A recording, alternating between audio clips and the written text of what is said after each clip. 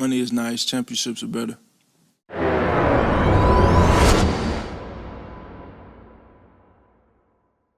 Yes, sir. Yes, sir. Yes, sir. Yeah. Lil Brunson back at you with the back at you, and I'm the best reporting on the Eagles. Before we get into the meat and potatoes, I got a slew of announcements. Listen, this is the time. This is draft week, so this is what we're going to do. First and foremost, what we're going to do is we're going to bring the Goldies back just for this week only. This is your last chance and last opportunity to get your gold hurt season hat, the hat that we wore to the Super Bowl as a fan base together. The Goldies that stormed it stormed the streets. Go grab your Goldie. You know what I mean? It's the last week. You hear what Jalen Hurts is talking about, man. Money don't mean nothing. It's about championships. Today we also just dropped the him collection. Get your Jalen Hurts him t-shirt. You know what I mean? Your Jalen Hurts him graphic t-shirt is 101. You know what I mean? It's bar none. You know what we do when it comes to these graphic tees. The him collection is live today. We also gonna do a purple stitch Hurt season hat to go with the t-shirt that's coming out. But we got the t-shirts in various cuts. The him collection. We are celebrating our quarterback, our franchise quarterback, man. That's what we doing all week. You already know your Ski Mask Howie shirts, your 22 Birds shirts, all of that stuff via the Print Champs. Tap in and make sure you use code BULLY10. Use code BULLY10 to get some additional savings on your checkout. But that's what we doing right now, man. Let's get into the meat and potatoes, man. These guys are terrified right now. A lot of teams are scared of potentially what we could do. You know what I mean? Think about it, man. We already got the tools in place. We already got the players in place. We got the coaches in place. We got the philosophy in place. So if certain players were to fall to the Philadelphia Eagles, it would ultimately spell disaster for the rest of the NFL. So let's get into it. James Palmer tweeted earlier, man, as James Palmer TV. I'll just say this. A couple NFC teams I talked to this weekend do not want the Eagles to draft Bijan Robinson. The thought of that offense with his addition is scary in their eyes. My report on NFL Now on NFL Network. So he talked about this on NFL Network and it's in a bit of a larger capacity than the tweet. So what he said was that, you know, and I'm paraphrasing, of course, that Howie Roseman, we know the philosophy. You know what I mean? I'm one that believes that Howie Roseman will stick with the philosophy. But the philosophy can change because he said something that was interesting to me. You know, the Philadelphia Eagles never really know when they're going to get a pick this high.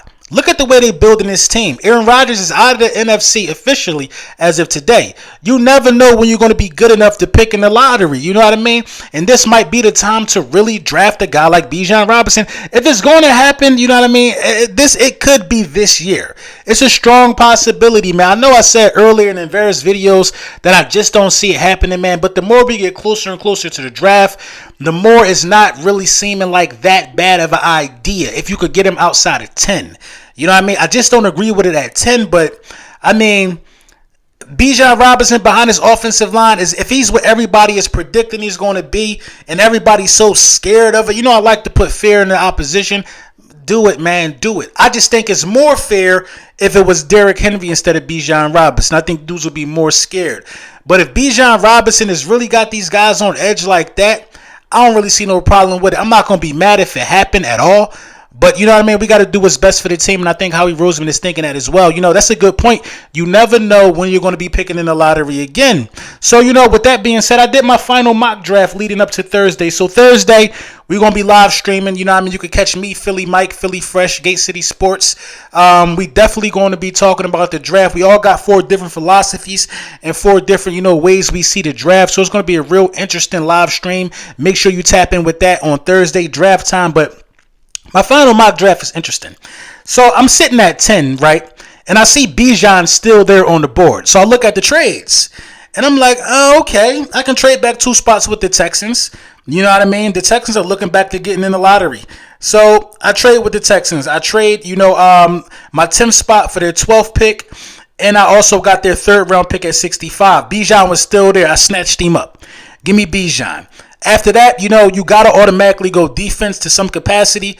I went Will McDonald. You know what I mean? Will McDonald is freakishly big, a freakishly big guy coming off the edge, man. I'm not sure how good he is in coverage. I haven't really looked at him like that, but he's one of those guys that, you know, can really make something happen off the edge at his size and his athleticism. You know what I mean? It's kind of big to throw around a guy like that. It's big to run around a guy like that. And he's strong and he can move some guys. So I went edge with Will McDonald. He seemed like a good fit right there. Safety, I went Antonio Johnson. Antonio Johnson, in my opinion, is, you know, you need safety. Let's start there. Antonio Johnson is the new age safety, one that could play slot and could defend underneath, physical, bigger than your average safety. I went safety right there. Got my highest grade thus far. Chandler Zavala, I'm really high on him, man. Maybe they see this as a reach. That's why they gave me a C, but I'm high on the kid, man. We need a guard. I like it. 94, man. Travius Hodges Tomlinson was still there. I think this is LaDainian Tomlinson's nephew or something like that. I mean, you need corner depth at some point. You know what I mean? You don't want to have a bunch of Josiah Scotts out there. It's time to get some fresh blood in the cornerback room. I like the pick right there. I went defensive interior for my 7th round pick.